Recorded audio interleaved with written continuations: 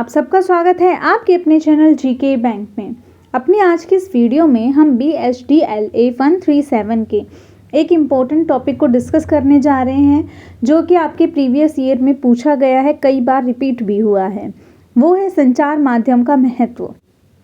तो वीडियो शुरू होने से पहले चैनल को लाइक, शेयर और सब्सक्राइब ज़रूर कर दें। साथ में बेल आइकन पर भी प्रेस कर दें ताकि आने वाली वीडियो की नोटिफिकेशन आपको मिलती रहे। Let's start. किसी भी सूचना, विचार या भाव को दूसरों तक पहुंचाना ही मोटे तौर पर संचार या कम्युनिकेशन कहलाता है। बातचीत करने का मतलब क्या है? जब हम अपने भावों का, विचारों का आदान प्रदान करते हैं, वही बातचीत है, वही कम्युनिकेशन है। एक साथ लाखों करोड़ों लोगों तक सूचना पहुंचाना ही संचार या जनसंचार या मास कम्युनिकेशन मीडिया कहलाता है।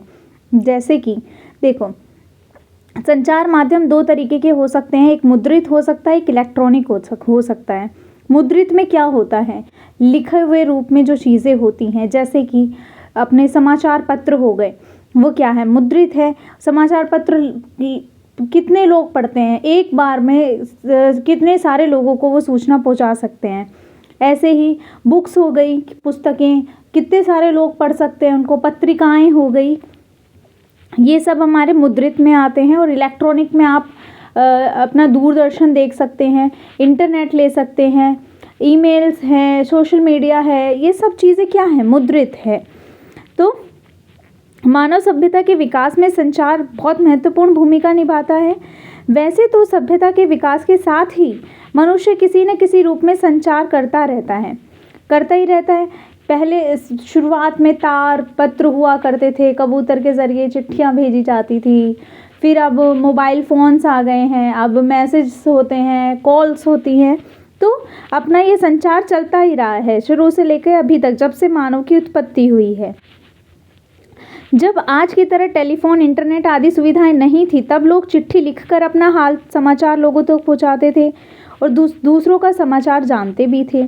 आपको ये जान के बहुत हैरानी होगी कि चिट्ठी लिखने का प्रचलन बहुत पुराना नहीं है।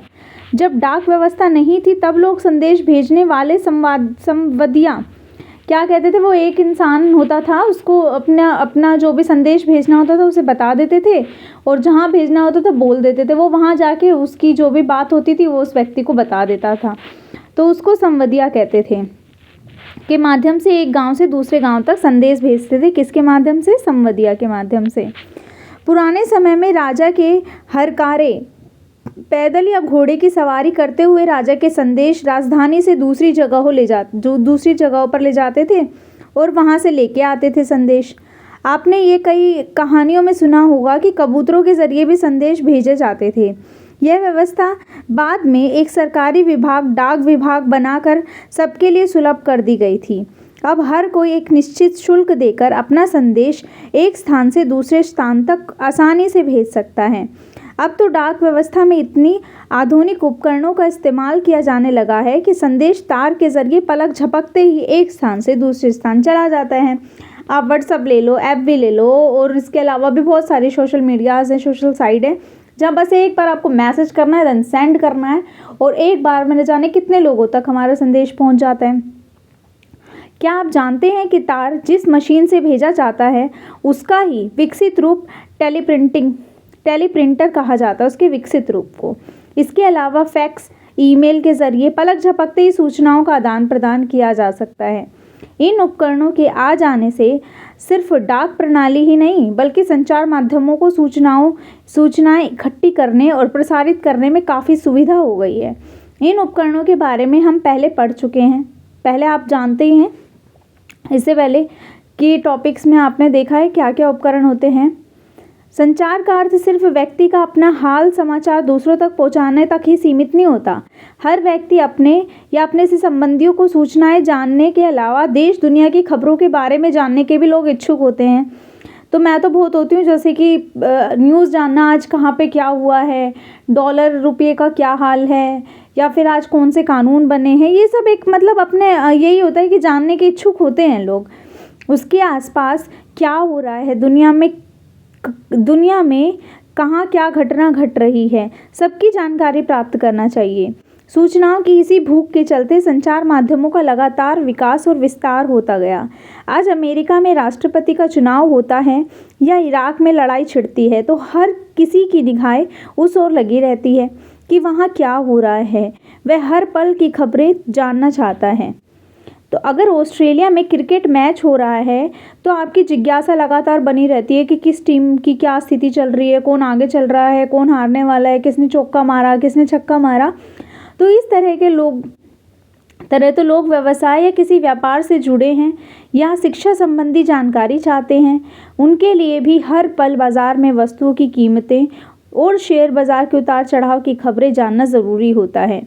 दुनिया में शिक्षा के क्षेत्र में हो रहे प्रयोग के बारे में जानने की जिज्ञासा रहती है। किसानों को मौसम और खेती में इस्तेमाल होने वाली नई नई तकनीकों से काफ़ी मदद मिल जाती है, तो वो भी इस चीज़ को जानने के इच्छुक रहते हैं। ज़रा सोचिए, अगर अखबार, रेडियो, दूरदर्शन, मोबाइल जैसे संचार ना होते तो क्या सूचनाएं आप तक पहुंच पाती। तो अब संचार की बढ़ती ज़रूरतों को देखते हुए तरह तरह के संचार माध्यमों का विकास कर लिया गया है। जल्दी से जल्दी सूचनाएं पहुंचाने की दुनिया भर में होड़ लगी हुई है। पहले निर्धारित समय पर और एक निश्चित समय के लिए सूचनाओं का प्रसारण हुआ करता था। वह 24 घंटे देश दुनिया की खबरों के प्रसारण में लगातार दूरदर्शन के चैनलों में चलते रहते हैं। आप में से बहुत से लोगों को शायद ये जानकारी भी हो कि जल्द से जल्द सूचनाएं पहुंचाने के लिए संचार माध्यम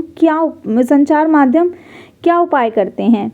कई लोगों के लिए यह जानना अभी भी काफ़ी रोचक होगा। तो आज की वीडियो में इतना ही। और ऐसी इंटरेस्टेड वीडियो देखने के लिए देखते रहे जीके बैंक। नमस्कार।